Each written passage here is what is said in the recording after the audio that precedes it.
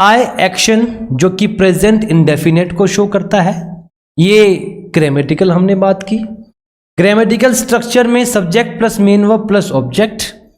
जैसे सेंटेंस ये है कि I complete my work on time, मैं अपना वर्क टाइम पे कंप्लीट करता हूं।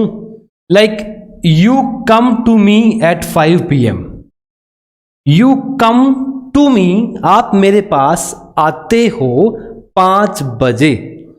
तो ये सेंटेंस क्या है? ये सेंटेंस दिखाता है आपकी हैबिट को, ये आपके रूटीन वर्क को दिखाता है, या फिर आप कह सकते हो आपकी हैबिट को। आपकी हैबिट को दिखाता है कि आप हैबिचुअल हो। You come subject plus main verb, main verb first form, base form also you can say. आपने बेस फॉर्म का यूज किया, आपने फर्स्ट फॉर्म का यूज किया, ना कि आपने उसके साथ ING लगाया। ING फॉर्म कहां लगेगी? जहां आप कॉन्टिन्यूअस टास्क कर रहे हैं, जो काम प्रेजेंट में चल रहा है। डिफरेंस, आप एक ही सेंटेंस को यहां कॉन्टिन्यूअस में बना सकते हैं, उसी सेंटेंस को आप वहां सेकंड पार्ट में आप अपने हैबिचुअल बना सकते हैं।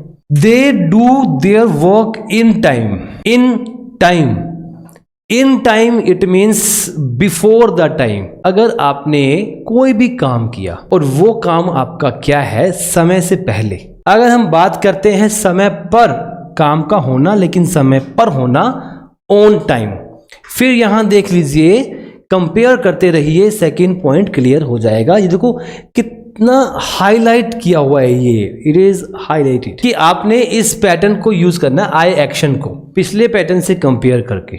और ये पैटर्न्स आपके माइंड में आपकी प्रैक्टिस से, you have to do the practice. आपने प्रैक्टिस करते रहना है। कैसे बताना है इसको? I action, I action and here it is. आप ये सोच रहे हैं कि यहां तो मैंने आई एक्शन लिखा, लेकिन यहां ये यू, यहां दे, यहां वी, ये मैं क्यों लिख रहा हूं? आई एक्शन मैं आपको थोड़ा सा ब्रीफली बताना चाहता हूं।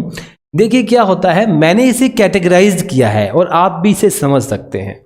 हम अगर बात करते हैं सब्जेक्ट्स की, देखिए अगर हम बात करते हैं सब्जेक्ट्स की, आई, यू, वी और दे, ये देखिए आई, यू, वी, दे, मैंने इन्हें ग्रुप का नाम दिया है। आप भी लर्न कर सकते हैं। लर्न करने का बस एक वे होता है, आप किसी भी तरीके से कर सकते हैं। मैंने इन्हें ग्रुप ए दे दिया। ये जो सब्जेक्ट्स हैं, जो डूअर हैं, ये काम करने वाले हैं, मैंने इन्हें ग्रुप GROUP, ग्रुप ए का नाम दिया। और आपके टॉपिक का क्या नाम है? सेकंड रूल जो है उसका नाम है आई एक्शन। तो इसका मतलब आप यहां देख सकते हो कि मैंने इसको जो नाम दिया, मैंने इसको आई एक्शन करके बोला, ये वाला टॉपिक। तो इसका मतलब क्या हुआ कि अगर कोई फर्स्ट पर्सन सिंगुलर आई कोई भी काम करता है अपनी हैबिट में, तो आप इस फॉर्मेट को यूज करेंगे। यस। और इसी तरीके से अगर हम बात करते हैं इसकी, यू सेकंड पर्सन की, ग्रामेटिकल सेकंड पर्सन बोलते हैं इनको। मतलब जिससे बात कर रहे हैं, जिससे बात कर रहे हैं, मैं आपसे बात कर रहा हूं तो मैं फर्स्ट पर्सन, जिससे बात कर रहा हूं, आपसे बात कर रहा हूं तो आप सेकंड पर्सन। और यहां पे यू की बात करते हैं, यू के साथ में भी आपने एक्शन का ही यूज करना है, वी के साथ भी आपने एक्शन का ही यूज करना है, और दे के साथ में भी यही करना है। इन चारों के साथ एक्शन, इसका मतलब तो टॉपिक का नेम तो ये भी हो सकता है I action, you action, we action और दे एक्शन, लेकिन आपने क्योंकि टॉपिक का नाम तो एक ही हो सकता है, तो आई एक्शन को आप इन फॉर्मेट में यूज कर सकते हो। इसी को एग्जाम्पल से देखते हैं। जैसे मैंने ये कहा कि मैं अपना काम टाइम पे करता हूं, आई complete my work on time. तो आप भी करते हो तो यू कंप्लीट हो जाएगा, करते हो हैबिट है। हम सब अपना काम टाइम पे करते हैं, वी ऑल कंप्लीट ROUR हमारा काम, our work on time. They complete, वे करते हैं। अब आपके माइंड में आएगा कि ये तो 4 ही है, ही, शी, वो कहां गए? यही आपको बात ध्यान रखनी है। You are to keep in your mind, he, she, it और एनी नेम, कोई भी आप नेम देखेंगे वो इस कैटेगरी में नहीं आएंगे, उसे हम कहेंगे ग्रुप बी। ग्रुप बी ये मैंने नाम दिए हैं जनरली, है ना, लर्न करने के लिए मैंने इनको चाहे फैमिली बोल दो, A family B family, learn करना है।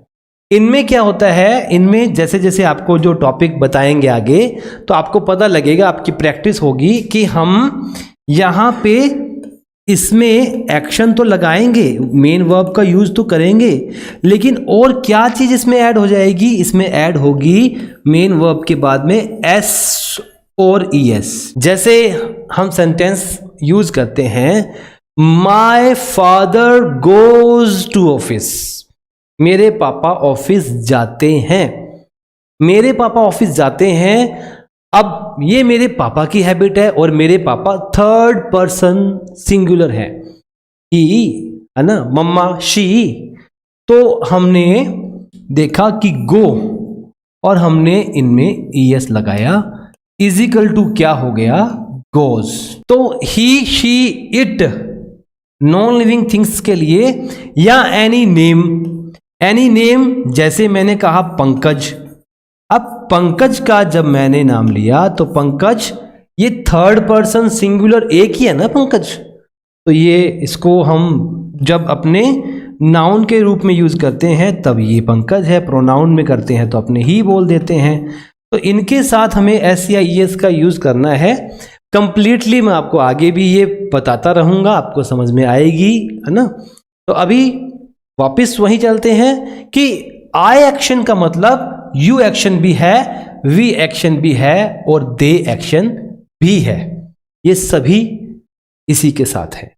और बाद में एग्जाम्पल्स साथ साथ करते रहेंगे, कॉन्टिन्यूसली वील डू दैट। तो आपको पता लगेगा कि जब ही शी इट ओके और एनी नेम हम यूज करते हैं तो हमें एस या ईएस का यूज करना होता है।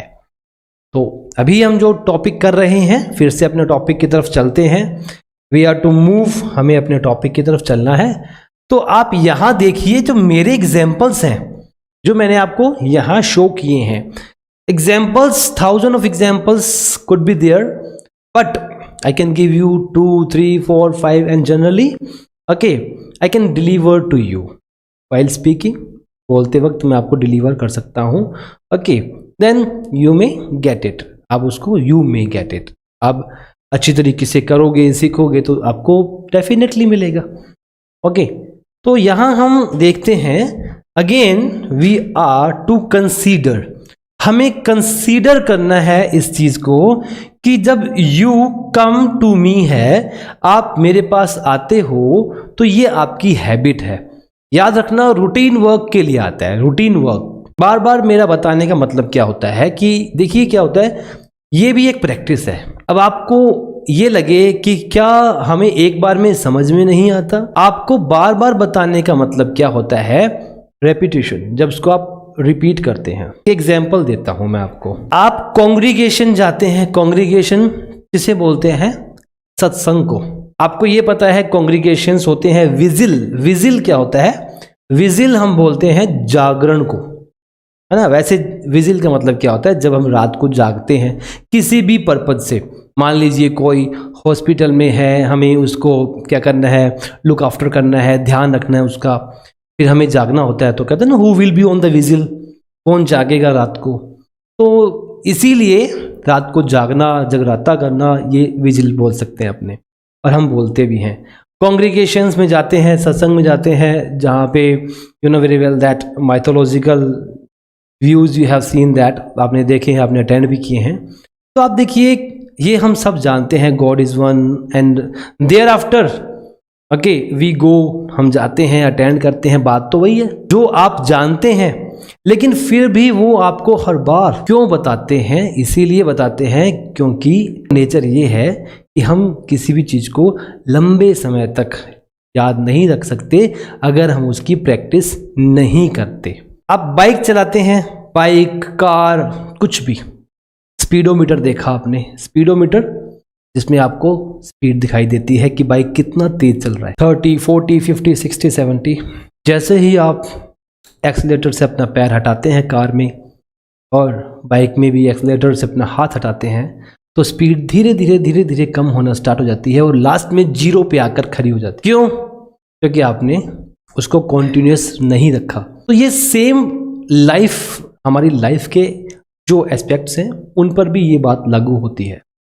कहते हैं out of site is out of mind, out of site is out of mind. ठीक है, बहुत से ऐसे लोग होते हैं बहुत अच्छे अच्छे कोर्स करने के बाद भी भूल जाते हैं। क्यों? क्योंकि वो प्रैक्टिस में नहीं। आज अगर मैं मेरी बात करता हूँ, अगर मैं प्रैक्टिस नहीं करूँगा तो डेफिनेटली एक टाइम ऐसा आएगा जहाँ मैं भी ये कहूँगा कि मुझे इंग्लिश नहीं आती। क्यों? क्योंकि बिना प्रैक्टिस के हम कभी भी कोई चीज़ स्टेबल नहीं रख सकते। तो आपको प्रैक्टिस करते रहनी है और बार बार कहने का मतलब यही है कि वो आपके माइंड में बात फिक्स हो जाए, कहीं कोई डाउट न रहे। स्पीकिंग आपकी प्रैक्टिस जो आपको क्या करती है, कॉन्फिडेंस देती है, रेडी करती है। यहां मैंने आपको बताया शी, अटेंड, और यहां कुछ आपको अलग दिखाई दिया। क्यों? क्योंकि यहां तक के टॉपिक में मैंने आपको बताया था कि आपने मेन वर्ब बस इतना ही यूज करना है। I told you